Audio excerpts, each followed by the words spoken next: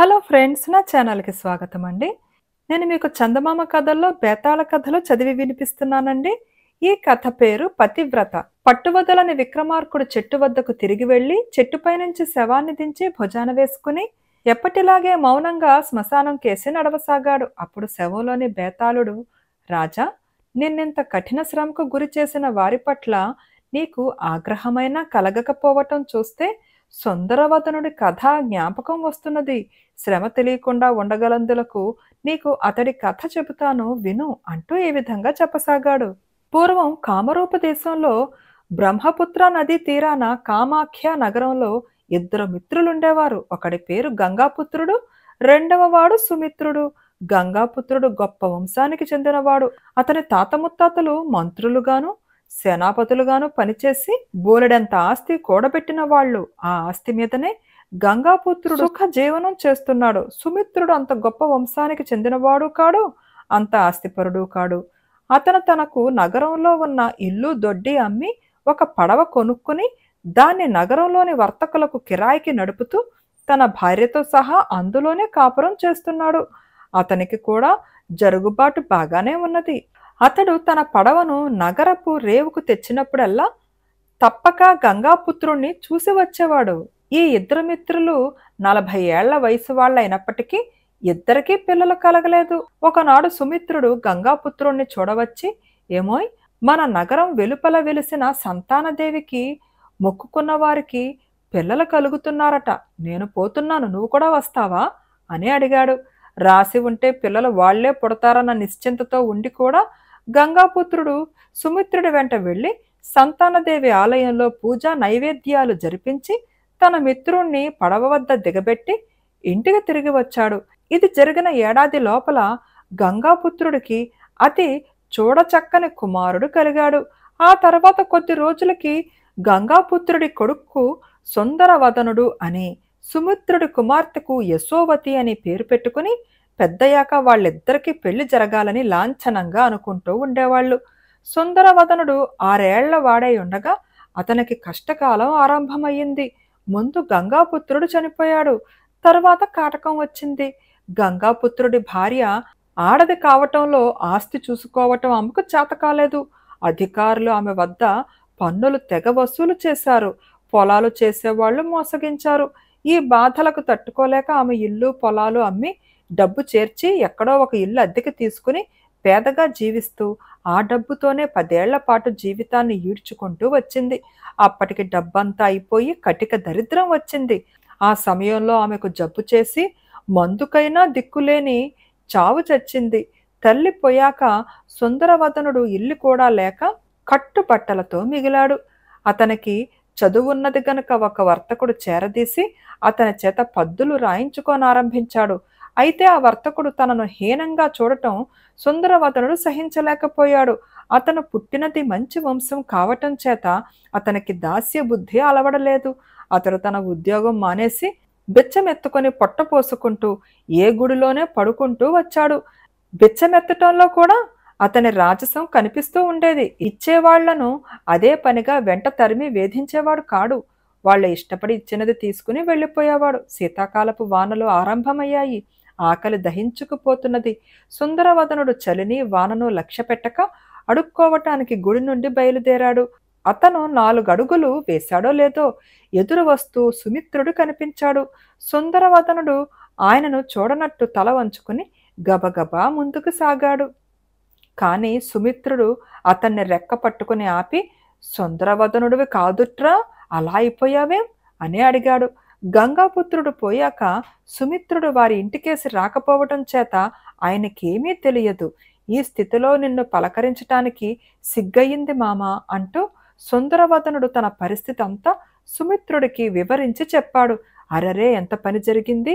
నువ్వు వచ్చి నా పడవలో ఉండి పని చేశావంటే నీకు అన్నవస్త్రాలకు లోటు లేకుండా చూస్తాను అన్నాడు సుమిత్రుడు. ఇందుకు సుందరవదనుడు ఒప్పుకున్నాడు. ఇద్దరూ కలిసి పడవ మీదకి వెళ్లారు. సుమిత్రుడు సుందరవదనుణ్ణి తన భార్యకు చూపి అంతా చెప్పి, వాడికి ముందు కాస్త అన్నం పెట్టు అన్నాడు. అన్నమైతే ఉంది గాని చద్ది అన్నం అన్నది సుమిత్రుడి భార్య. అయితే అయ్యిందిలే, ఇంత ఊరగాయ వేసి పెట్టు అన్నాడు భర్త.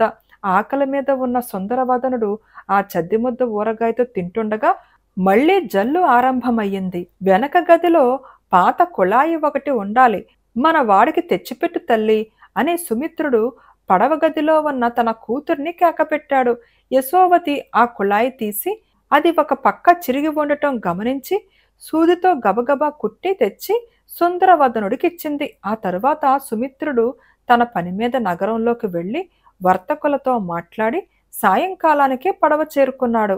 మర్నాడు ఆయన నిద్రలేచి పడవ పైభాగానికి వచ్చేసరికి సుందరవదనుడు వెనుక భాగంలో ఊరికే కూర్చుని కనిపించాడు. ఒరేయ్, అలా ఒళ్ళు మీద గట్టుకు కూర్చోకపోతే ఇంత నార తీసుకుని తాడైనా పేనరాదు, ఇంకే పని లేకపోతే అన్నాడు సుమిత్రుడు. అలాగే పేనతాను అన్నాడు సుందరవదనుడు. ఇది జరిగాక అతను ఎన్నడూ ఊరికే ఉండలేదు. ఏదో ఒక పని కల్పించుకుని తెల్లవారినది మొదలు బాగా చీకటిపడిన దాకా ఎంతో శ్రమపడి పనిచేస్తూ వచ్చాడు. ముఖ్యంగా సుందరవదనుడు పద్దులు రాయటంలోనూ లెక్కల కట్టడంలోనూ చాలా గట్టివాడు. మిగిలిన పడవల యజమానులు కూడా అతని సహాయం పొందుతూ అతన్ని గౌరవంగా చూసేవారు. కష్టాలు గట్టెక్కడంతో అతను కాస్త ఒళ్ళు చేసి నవనవలాడుతూ మరింత ఆకర్షణీయంగా తయారయ్యాడు. సుమిత్రుడికి అతని భార్యకు కూడా తమ కుమార్తె యశోవతికి సుందరవదనుడి కన్నా మంచి భర్త దొరకడు అన్న అభిప్రాయం ఒకేసారి కలిగింది. సుమిత్రుడు తన భార్యతో సంప్రదించి, మా అమ్మాయిని నీకిచ్చి చేద్దామనుకుంటున్నాం, ఏమంటావు అని సుందరవదనుణ్ణి అడిగాడు. నేను యశోవతికి తగను అన్నాడు సుందరవదనుడు. కాని సుమిత్రుడికి ఈ ఉద్దేశం బలంగానే ఉన్నదని తెలిసాక ఒప్పుకున్నాడు. వాళ్ళిద్దరికీ పెళ్లి కామాఖ్య నగరంలోనే చాలా వైభవంగా జరిగింది.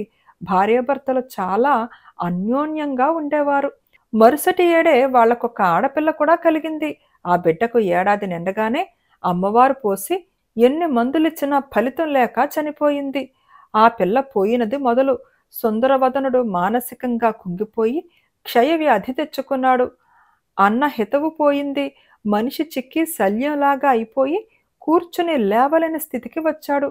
సుమిత్రుడు తనకు సాధ్యమైనంత మట్టుకు మందులు ఇప్పించాడు. భూత వైద్యం చేయించి రక్షరేఖలు కట్టించాడు. కానీ ఏమీ ప్రయోజనం లేకపోయింది. సంవత్సరానికల్లా అతను జీవోత్సవంలాగానే అయ్యాడు. అతని అత్తమామలు అతని చావు కోసం ఎదురు చూడసాగారు. ఎందుకంటే తమ కుమార్తె ఈ జీవోత్సవంతో కాపురం చెయ్యటం వారికిష్టం లేదు. యశోవతి ఇంకా చిన్నపిల్ల, ఈ మొగుడు పోతే తిరిగి పెళ్లాడవచ్చు. మారుమనువు వాళ్లలో పరిపాటే. కానీ వాళ్ల కోరిక నెరవేరలేదు. సుందరవదనుడు చావలేదు. సుమిత్రుడు తన భార్యతో ముసలితనంలో మన చేతికి అందివస్తాడనుకుంటే ఈ దౌర్భాగ్యుడు చూడు, మన పిల్ల మెడకు ఎలా గుదిబండాయి కూర్చున్నాడో. పిల్లదాని యవ్వనం భ్రష్టమైపోతున్నది. వీణ్ణి ఎలాగైనా వదిలించుకుని దానికి మరో మొగుణ్ణి చూడవలసిందే అన్నాడు. భార్య కూడా సరే అన్నది. వాళ్ళు యశోవతికి మాత్రం ఈ ఆలోచన చెప్పలేదు. సుమిత్రుడు తన పడవను ప్రవాహానికి ఎదురు నడుపుకుని వెళ్ళి ఒక నిర్జనమైన ప్రాంతానికి చేర్చి కావాలని ఒడ్డుకి కూర్చాడు. తర్వాత ఆయన సుందరవదనుడితో, అలా చూస్తూ కూర్చుంటావే, దిగి పడవను ఒక తోపు తొయ్యి అన్నాడు. నాకంత శక్తి ఎక్కడున్నది అన్నాడు సుందరవదనుడు. ఎక్కడ దాపురించావరా క్షయాపాత్తు, పడవ తొయ్యకపోతే గొడ్డలి తాళ్ళు తీసుకుని ఒడ్డుకు పోయి కట్టెలన్నా కొట్టుకురా అన్నాడు సుమిత్రుడు. సుందరవదనుడు చిన్న గొడ్డలి తాళ్ళు తీసుకుని ఒడ్డుకు దిగాడు. ఆ ప్రాంతమంతా ఎడారిలాగున్నది. చుట్టూ కొండలున్నాయి. తీరానికి కొంత దూరంలో అడవి ఉన్నది. అతను కాళ్ళు ఈడ్చుకుంటూ ఆ అడవిలోకి వెళ్ళాడు. అతనిలో కట్టెలు కొట్టే శక్తి కూడా లేదు. అందుచేత నేల మీద పడి ఉన్న ఎండు కొమ్మలన్నీ పోగు చేసి తాడుతో మోపు కట్టాడు. దాన్ని ఎత్తి నెత్తిన పెట్టుకోవడం సాధ్యం కాలేదు. అందుచేత ఆ మోపుకొక తాడు కట్టి గొడ్డలు తీసుకుని మోపును ఈడ్చుకుంటూ నదీ తీరానికి వచ్చాడు. కానీ అక్కడ పడవలేదు. అది నది వాలున అప్పటికే చాలా దూరం వెళ్ళిపోయింది.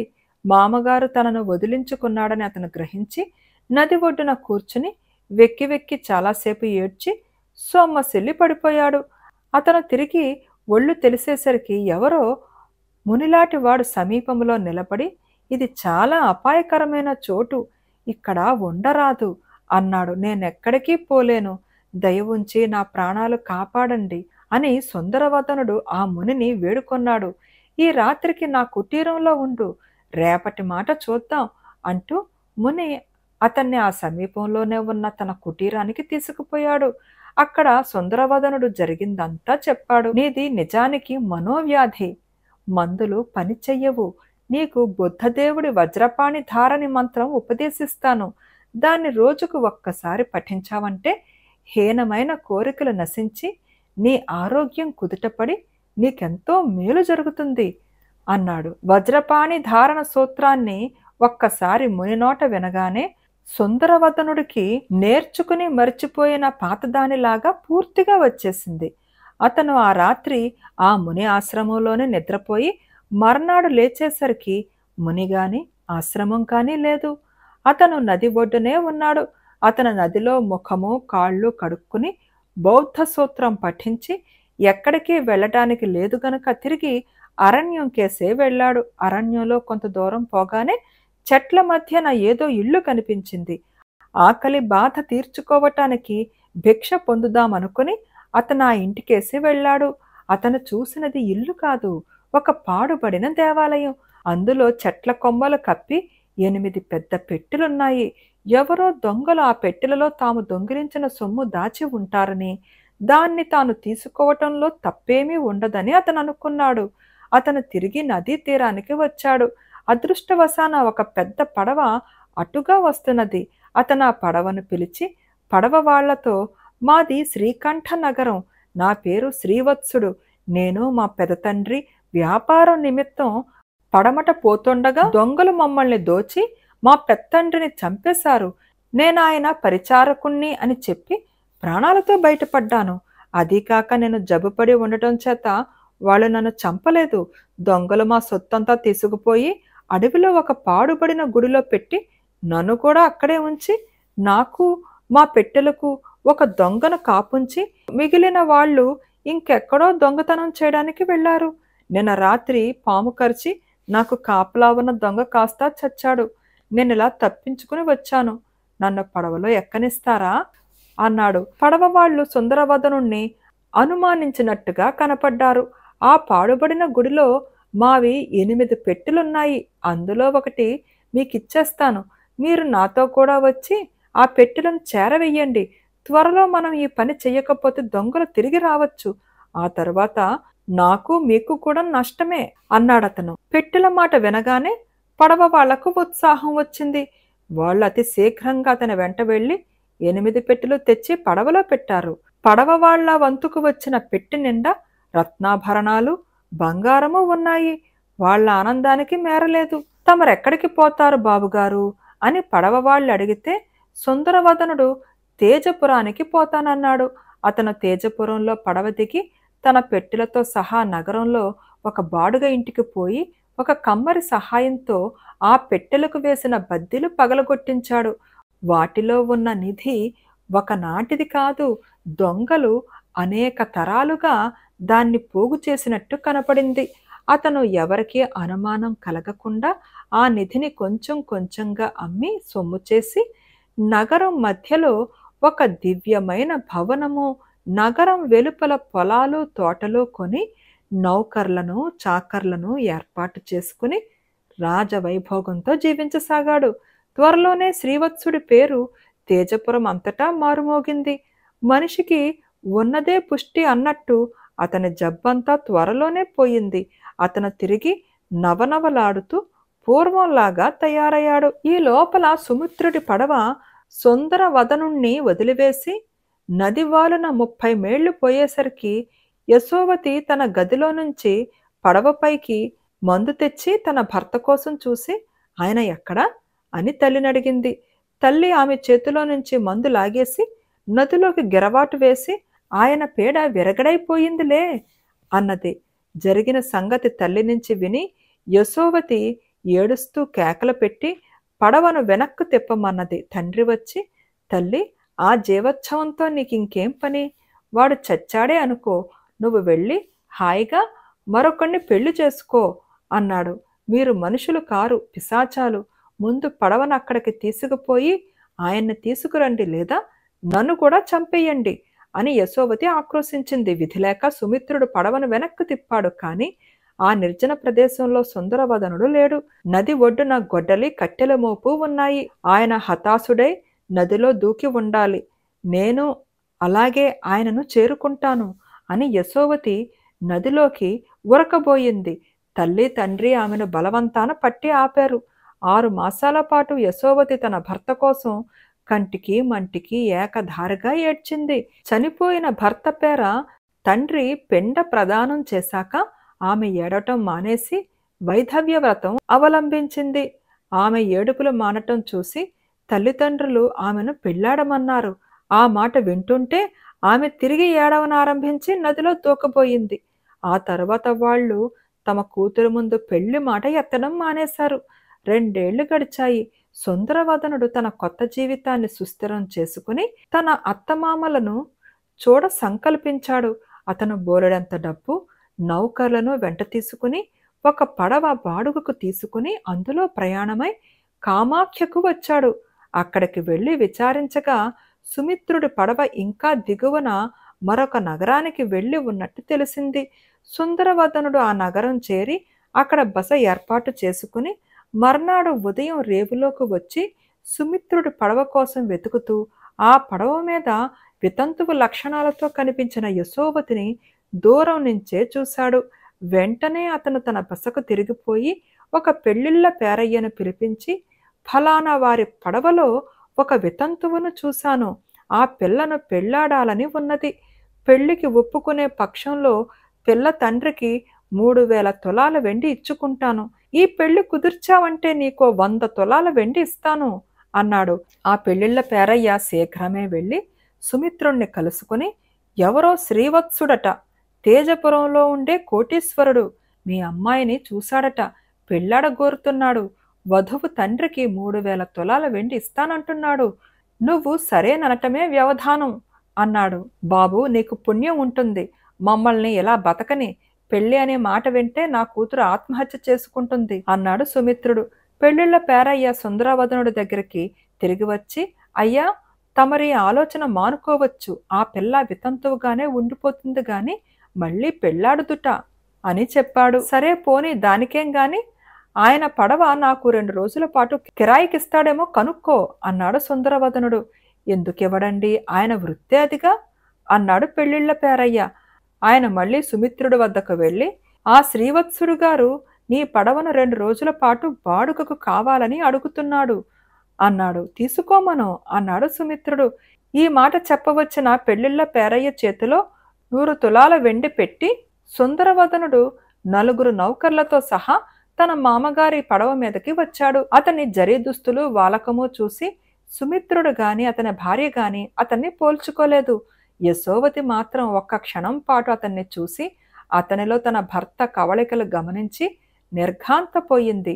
ఆ వచ్చిన పెద్ద మనిషి తానున్న గదికేసి చూసి, ఆకలిగా ఉన్నది, చద్దన్నమైనా పర్వాలేదు, ఇంత ఊరగాయతో తింటాను అన్న మాటలు వినిపించి ఆమె ఆశ్చర్యం రెట్టింపయింది.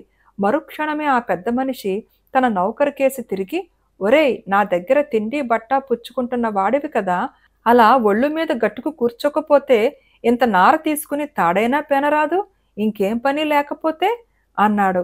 తరువాత అతను సుమిత్రుడికేసి తిరిగి, మీ గదిలో ఒక చినిగిన కుళాయి ఉన్నది, దాన్ని నాకు అరువిస్తారా అనటం కూడా యశోవతి విన్నది. ఈ మాటలన్నీ సుమిత్రుడు విన్నాడు, కాని ఆయనలో ఏమీ చైతన్యం కలగలేదు. ఈ కోటీశ్వరుడికి చినిగిన కుళాయి ఎందుకా అని ఆశ్చర్యపడుతూ ఆయన గదిలోకి వచ్చి, ఆ పాత కుళాయి ఎక్కడా అని కూతుర్ని అడిగాడు. యశోవతి ఆ కుళాయిని తండ్రికిస్తూ, నాన్న, ఆ వచ్చిన మనిషి మీ అల్లుడులాగున్నాడే అన్నది. ఆ మాట విన్న తల్లి, ఛీ తప్పుడుదానా, మేం మళ్ళీ పెళ్లి చేస్తామే అని కాళ్ళా వేళ్లా పడితే పాతివ్రత్యం నటించి ఎవడో ఎర్రగా బుర్రగా సరిగా బట్టలు కట్టుకుని రాగానే నీ మొగుడులా ఉన్నాడంటావా? ఆ రోగిష్టివాడేనాడో గంగలో కలిసిపోయాడు, పిచ్చి మాట మాటలాడకు అని మందలించింది. ఆ మాటలతో యశోవతి చేసేది లేక నోరు మూసుకున్నది. ఆ రాత్రి తన భార్య ఈ మాట చెబితే సుమిత్రుడు భార్యను కోప్పడి, దాన్నెందుకు మందలించావు? దానికి మనిషి మీద మనసు పోతే మరీ మంచిది కదా, ఈ మనిషే మన అమ్మాయిని చేసుకుంటానని ముందు అడిగించాడు, అది పెళ్లాడను అని చెప్పింది. ఇప్పుడది పెళ్లాడే ఉద్దేశం ఉంటే అంతకంటే కావలసిందేముంది? కోటీశ్వరుడు దాని అదృష్టం గాని ఇటువంటి అల్లుడు కావాలంటే దొరుకుతాడా? అన్నాడు. అయితే రేపు అతన్ని కదిలించి చూడు. అమ్మాయి సరేనంటే పెళ్లి చేసేద్దాం అన్నది భార్య. మర్నాడు సుమిత్రుడు తన కూతురి పెళ్లి మాట ఎత్తినప్పుడు సుందరవదనుడు మీ అల్లుడు ఎలా చనిపోయాడు అని అడిగాడు. ఏం చెప్పమంటావు? అతను కట్టెలు తీసుకురావడానికి ఒడ్డుకు వెళ్ళాడు. ఆ సంగతి తెలియక నేను పడవ నడుపుకు పోయాను. తిరిగి వెళ్ళి చూస్తే అతని జాడలేదు. అతను చాలా జబ్బుగా కూడా ఉన్నాడు. అప్పుడే చావు బతుకుల్లో ఉన్నాడు, పోయి ఉంటాడు అన్నాడు సుమిత్రుడు. నాతోనే అబద్ధాలాడుతున్నావా మామ? నీ అల్లుడు చావలేదు, నేనే నీ అల్లుణ్ణి అన్నాడు సుందరవదనుడు. నేను చెబితే విన్నారు కాదు అన్నది యశోవతి గదిలో నుంచి బయటికి వచ్చి. సుందరవదనుడు తన భార్యను కౌగలించుకుని ఎలా ఉన్నావు అన్నాడు. ఇద్దరూ ఆనంద భాష్పాలు రాల్చారు. అత్తమామలకు అల్లుడు ముఖం చూడటానికి కూడా ధైర్యం లేకపోయింది. కానీ అతడు తన మామ చేత పడవ పని మానిపించి తన వెంట తీసుకుపోయి ఈ ముసలితనంలో మిమ్మల్ని సుఖపెట్టడం నా ధర్మం అని అత్తమామలకు యావజ్జీవం ఏ లోటు లేకుండా జరిపించాడు. బేతాళుడు ఈ కథ చెప్పి రాజా తనకు క్షమించరాని ద్రోహం చేసిన తన అత్తమామలను సుందరవదనుడు ఎందుకు చేరదీసి ఆదరించాడు? దీనికి సమాధానం తెలిసి కూడా చెప్పకపోయావో నీ తల పగిలిపోతుందని అన్నాడు. దానికి విక్రమార్కుడు అత్తమామలు చేసిన ద్రోహం మూలంగానే సుందరవదనుడి కష్టాలన్నీ గట్టెక్కాయి. కొద్ది మాసాలలో క్షయవాత పడి చావనున్నవాడు కోలుకున్నాడు, కోటీశ్వరుడయ్యాడు. తన కష్ట సుఖాలలో అత్తమామల పాత్ర నిమిత్త మాత్రమేనదని గ్రహించి అతను వాళ్లను వార్ధక్యంలో ఆదుకున్నాడని అన్నాడు. రాజుకి ఈ విధంగా మౌనభంగం కలగగానే బేతాళుడు శవంతో సహా మాయమై మళ్లీ చెట్టెక్కాడు. నచ్చిందా ఈ కథ? ఈ కథ నచ్చితే తప్పకుండా లైక్ చేయండి, షేర్ చేయండి and please please please comment కూడా పెట్టండి. మీ కామెంట్స్ చాలా వాల్యుబుల్ అండి. And thank you.